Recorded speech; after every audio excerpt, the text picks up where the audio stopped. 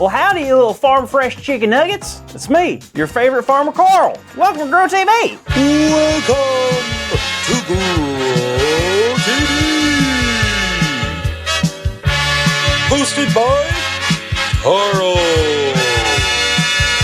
where we have fun with our friends, talk about Jesus, and go over everything the Bible has to offer. Now, once again, welcome to Grow TV. Hey there, kids. You just caught me before I headed inside for the day. I don't know if you remember, but I'm going to be at this farm all month. My cousin Cletus is out of town, and I'm in charge of this whole farm. Isn't that incredible? I can tell you what, just in my first week here, I learned a whole lot. Specifically, 3 things. Number 1, do not sneak up on animals, especially the big ones. I tried to scare my horse the other day, and wowza, I thought my head got kicked 2 counties over. Number 2, milk does not grow in milk jugs in the ground. I dug for days around here trying to find some milk. But after some research, I found out that milk comes from a completely different place. And finally, number 3, everything is alive. Let me explain. I had no idea exactly what happened on a farm until I got here. But now I'm realizing pretty much everything around here, it's alive. The animals, the nature, even the vegetables. I mean, I have things like this growing in the ground. They're getting bigger and changing every day. Everything is alive. Including Jesus. Who said that? You guys hear that? Was that a goat? Nope, not a goat. Just your best friend, Grace. How you doing, Mr. Farmer Carl? Oh, Grace. Hey, I'm doing good. I was just telling the kids how it seems that everything around here seems to be alive. And wait, did you say Jesus was alive too? Oh yeah.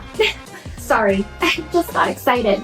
I just finished my Bible reading for the day and it was the perfect reminder. Oh, well, tell me more. Awesome.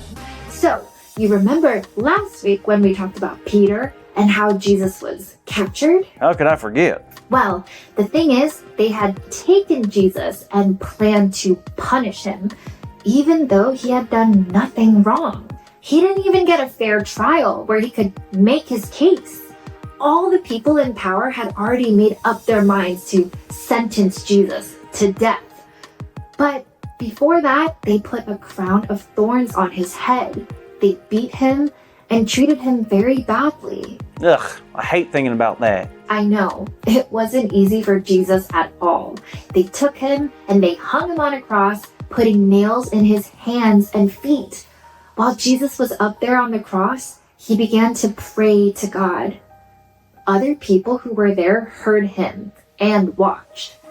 Eventually, Jesus became weak, his body gave up, and Jesus died on that cross. I've heard this story so many times before, but it never stops being the saddest story ever. It's even sadder because it's a true story of what Jesus went through for us. The good news is that it wasn't the end. When Jesus took his last breath, the earth began to shake. An earthquake shook the land so hard that buildings rattled and the curtain in the temple tore apart. Everyone was blown away, and it became very obvious to everyone there that Jesus was truly the Son of God. Of course he is. They should have known that from the beginning. Well, after that happened, a man named Joseph asked if he could take care of Jesus' body. When he got the permission, he placed Jesus' body inside a tomb that he had made himself. So they wrapped up Jesus in a cloth and placed him in this tomb. Didn't they also have a huge rock that they rolled in front of it? They sure did. Now, before Jesus was on the cross, he had told his people that after 3 days of being dead, he would rise and live again.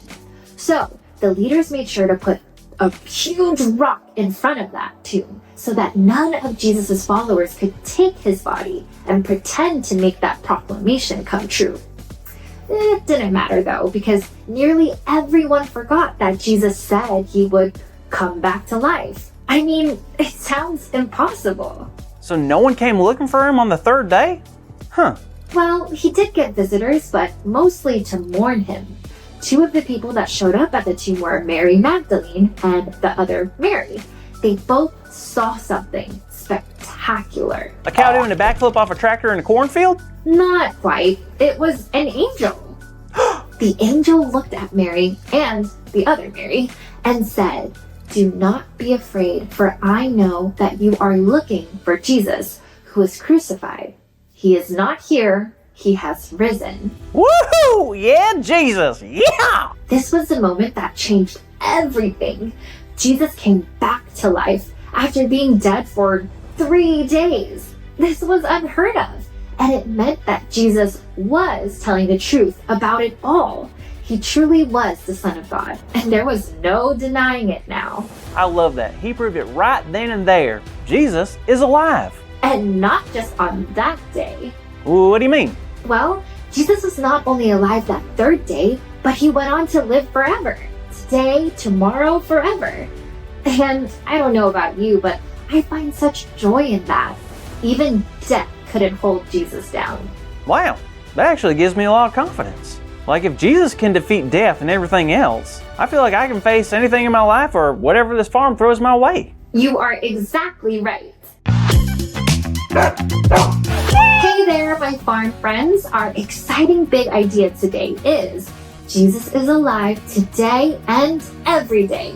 So let's shout it out loud on the count of 3, okay? So loud it'll make the roosters jealous. 1, 2, 3. Jesus is alive today and every day. Perfect. Wonderful job. Now, I better get out of here, but make sure to tune in next week, okay? Alrighty, I'll see you later.